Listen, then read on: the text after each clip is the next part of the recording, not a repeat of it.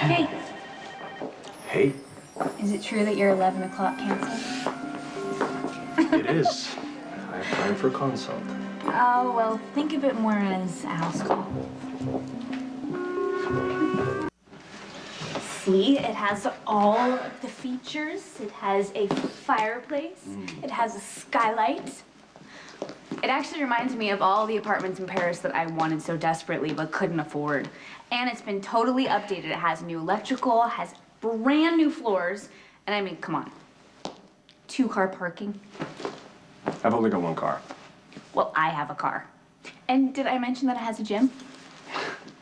I take it you like this place. Yes! Come on, do I have to show you the bedroom again? It's the size of my entire apartment.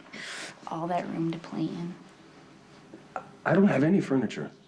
That's why God made catalogs. Do you know how annoying moving and packing and decorating is? And I'll decorate for you. why is this important to you? Why are you so resistant? Because I have a great situation at Metro Court. Ugh, you've been living in a hotel room for months. It's so impersonal. Yeah, but I've got daily maid service. And if I'm hungry, I call somebody and they deliver food. And if my neighbors are annoying, I know they're going to be gone in a couple days. It's practically perfect. Hotel rooms are for people who are just passing through. You can take all of your stuff, pack it up one day, and leave. I'm not leaving. Don't look at me like that. Well? Don't look. I'm serious. I am not suggesting, God forbid, that we live together, okay? All I'm saying is that when we are together, it might be nice to spread out a little bit and not use shampoo that's in those tiny little bottles. You have the strangest priorities. I'm serious. Listen to me. You have a life here. You have a job. You say you love me, but then you can't bring yourself to buy a sofa or sign a lease. Wow, that's good for at least a year or two of therapy. Of course, if I'm in town long enough. So, did you get a look around? Yeah, I Yes, did. yes, he did. He loves it. It's perfect. Huh? Well, we can do a 1-year lease. And first and last, and references, of course. Oh, Dr. Drake has several references from General Hospital. Do I get any say in this? Of course you do. Curtains or blinds, totally your choice. I'm afraid there's a problem. Oh, yeah, of course. Curtains are so last week. No, I made a mistake. The apartment's already leased. Wait, not even 30 seconds ago, you were offering us a 1-year lease. Us. You, don't change the subject. I'm not sure what the subject is actually right now. Biff here is gonna tell us why this apartment is suddenly not available. Well, a man came earlier today, and he just text messaged me, and he says that he wants to take it.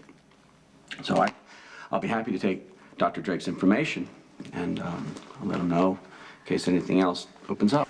No. I see what's happening here. You saw the feature piece, right? Of the handsome doctor who treats patients with HIV and AIDS, and you just realized it's him, and that's why you're pulling the apartment away from him, aren't you? Okay, I think what you're doing is great. No, I do. But I have a whole lot of tenants here, okay? And I have to keep their best interest in mind. And because Dr. Drake treats people with AIDS, that suddenly disqualifies him from living in the same building? He's exposed.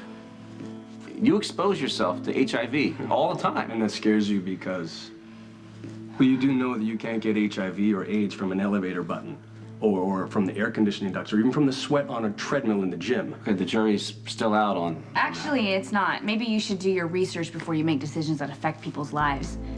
Didn't I tell you that there was still ignorant people in the world who haven't read a newspaper since, like, what, is it the 80s? Okay, you can insult me all day long, but I'm telling you, this apartment is no longer on the market. Your Honor, if it pleases the... Come on, Patrick. You can spend your rent money elsewhere. No, I'm not leaving. I'm sorry, Dr. Drake, but I know the Housing Committee will take a position on this. Not that it should matter, but you know that I'm not HIV positive, right? Yeah, but you expose yourself all the time. Well, maybe we should look into your behavior and see what kind of risks you take. Well, my behaviors don't affect property value. Oh, God. Maybe you haven't heard, but it's against the law to discriminate. I mean, you can't discriminate against anyone with HIV or AIDS or MS or congenital blindness. This is America, Biff. So let me ask you, do you live in this building? No, I don't. Oh, well, that's great, because then when I move in, I won't have to see you. Okay, perhaps I haven't made myself Or clear. there's another option. You could face the biggest discrimination lawsuit the state of New York has ever seen. You're worried about property values?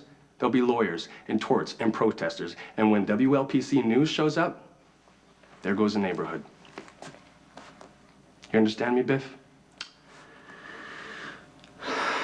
Come back tomorrow and bring a cashier's check for the security deposit. I knew you were a reasonable gentleman. Wow. I have to say, that was a total turn on. I just did battle with a guy named Biff. For an apartment I don't want in a building filled with bigots. You'll bring some decency to the place. And I'm really proud of you. So, in honor of your courage, noble heart, and your general hotness, I say we proceed with the ritual christening of the apartment. Pick a surface, any surface, and do with me what you will. Wow. I love rewards. Get up here.